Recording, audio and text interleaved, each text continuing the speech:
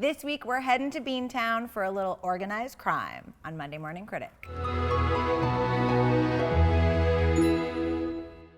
Hey guys, welcome back to Monday Morning Critic. I'm Krisily Kennedy, and this week, the movie that I chose, there were some big ones coming out and it was tough, but I had to go back to my roots and I went back to Beantown to talk about Black Mass. First of all, Scott Cooper directed it.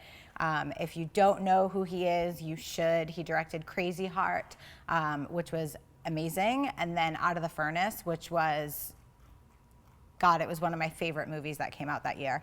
It was such an amazing movie. He's really good at gritty, dark, truthful stories that somehow can be really dark, but also have a lot of heart. Second reason why I wanted to go see it is because it takes place in Beantown, Boston, Massachusetts, for those of you who don't know what Beantown is. I'm from Rhode Island. I worked in Boston. I visited Boston often. James Whitey Bulger was a name that everyone on the East Coast knew.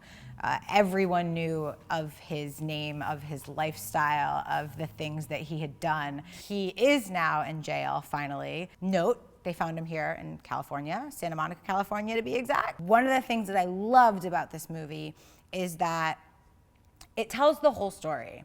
It gives you a very clear vision of who, I'm gonna say Jimmy, because that's what they call him in the movie. His buddies call him Jimmy. They give you a really good picture of his life. Not only his life when it came to organized crime, but at the beginning, and it came to his family and how he took care of the people in Southie and the neighborhood, whether it was the old woman putting away her groceries or the kid walking down the street that was getting picked on. Very quickly in the movie, we meet John Connolly, who is an FBI agent who had this great track record of cleaning up cities, and now he's coming back to Boston to clean up Boston because that's where he's from. He also grew up with James Whitey Bulger and his brother is a senator of Massachusetts.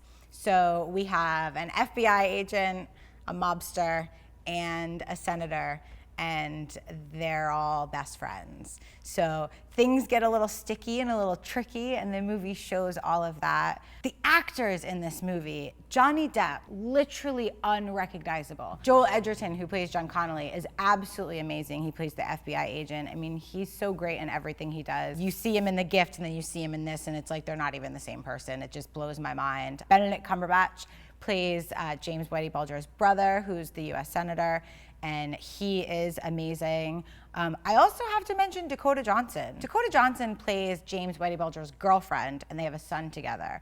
And first of all, I, being from the East Coast, am very picky about my Boston accents on screen, and she nailed it. She was so good in this, and I think a lot of people have judged her based on 50 Shades.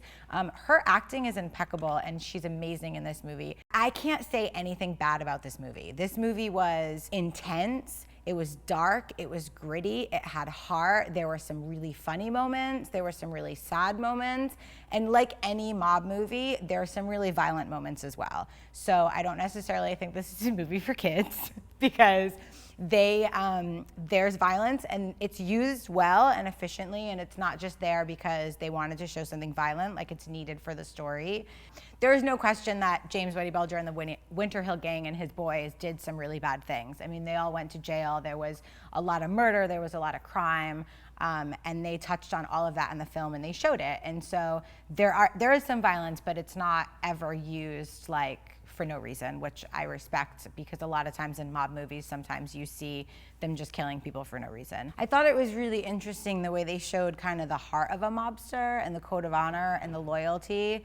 And they walked a very fine line of making you almost feel for James Whitey Bulger at the beginning of the movie. But they also did a really great job at showing the transition of the moment where he kind of snaps and becomes a very different person, because there is a very distinct moment where that change happens, and you kind of feel for him, and then you realize what he's doing, and then you don't feel for him anymore. All in all, this was an amazing movie with great acting that I think anyone that sees is going to enjoy. And I want to know what your favorite mob movie is. There's so many of them, so make sure you go down in the comment section below and let me know which one is your favorite. Next weekend, I will be reviewing The Intern right here on this couch for Monday Morning Critic, so make sure you're right here with me. See you then. Bye.